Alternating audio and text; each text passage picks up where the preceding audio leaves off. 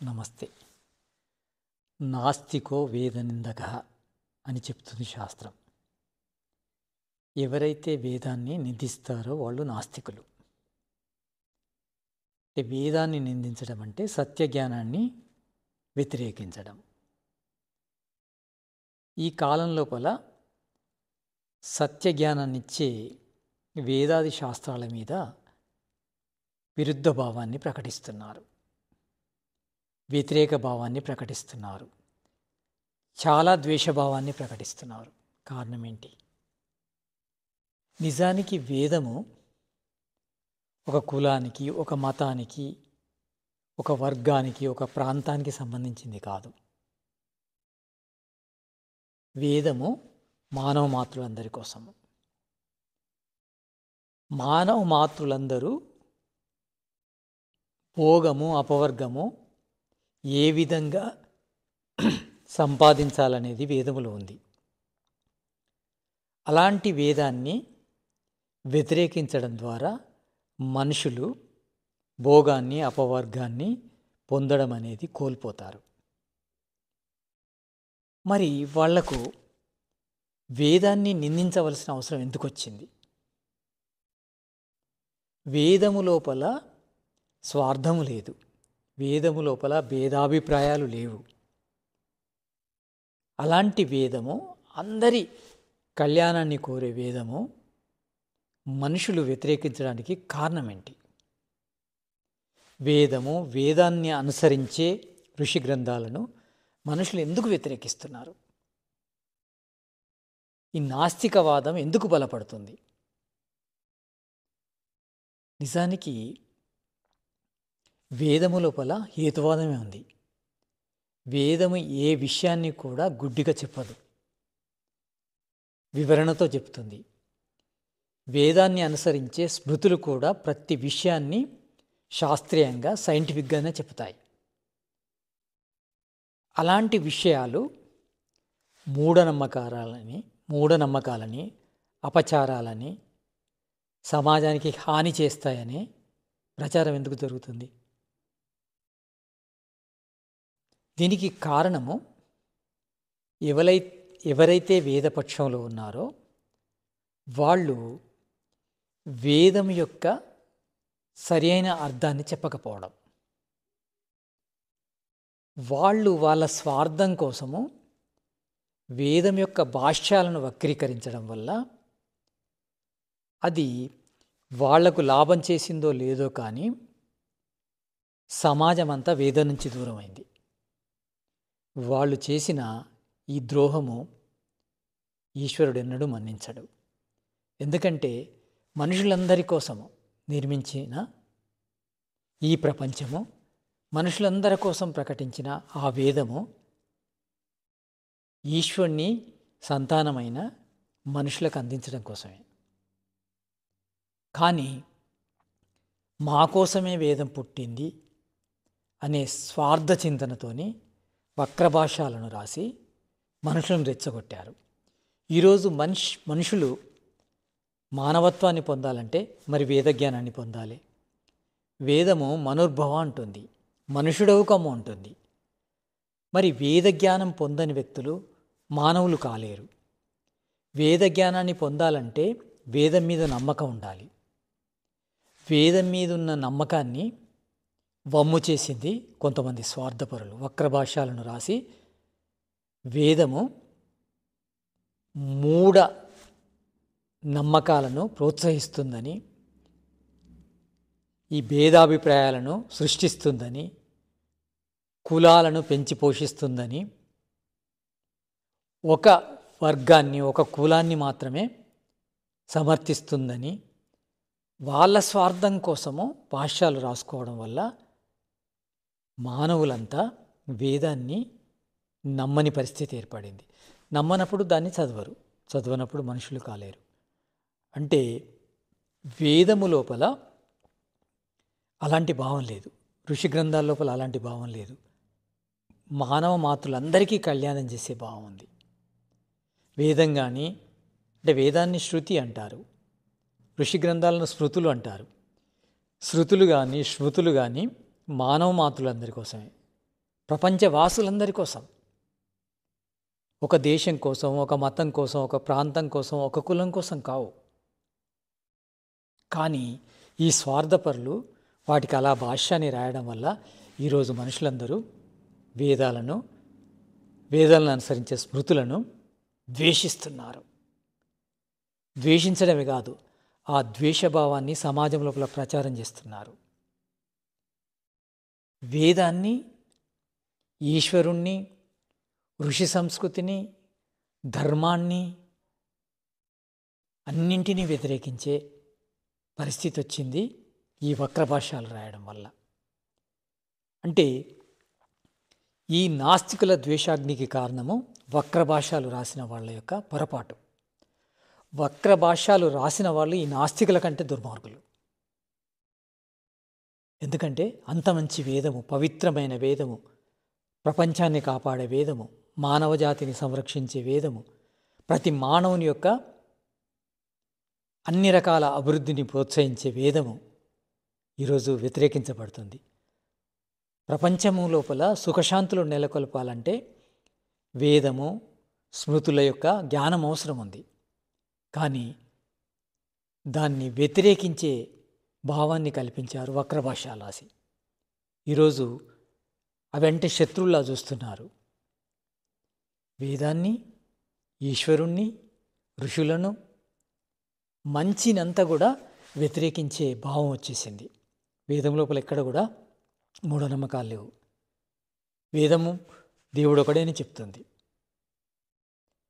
వేదము ధర్మాన్ని అనుసరించే వాళ్ళకే సుఖం లభిస్తుందని చెప్తుంది, అధర్మం వల్ల దుఃఖం లభిస్తుందని చెప్తుంది, పుణ్యం చేయమని చెప్తుంది, మానవులందరినీ ఒకటి చేయమని చెప్తుంది.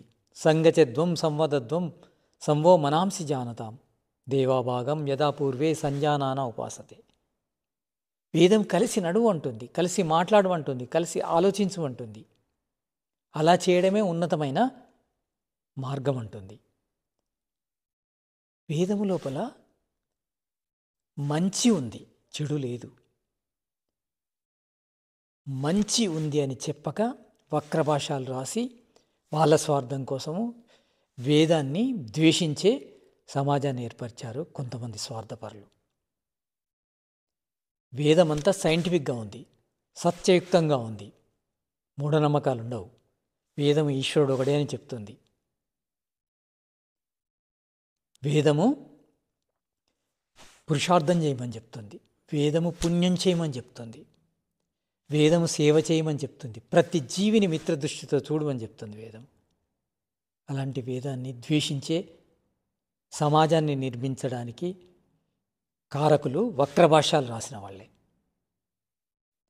వాళ్ళే వక్రభాష్యాలు రాయకుంటే ఈరోజు వేదానికి గౌరవం లభించేది, ఈశ్వరుడికి ఉపాసన లభించేది, అందరు ఈశ్వరుడు ఉపాసన చేసేది, అందరూ ఋషుల యొక్క సంస్కృతిని పూజించేది, గౌరవించేది. ఋషులందరూ నిస్వార్థపరులు, దేవునికి స్వార్థం అవసరం లేదు. వాళ్ళ యొక్క జ్ఞానాన్ని వక్రభాష్యాలు రాయడం ద్వారా అందరూ వ్యతిరేకించే పరిస్థితి ఏర్పడింది.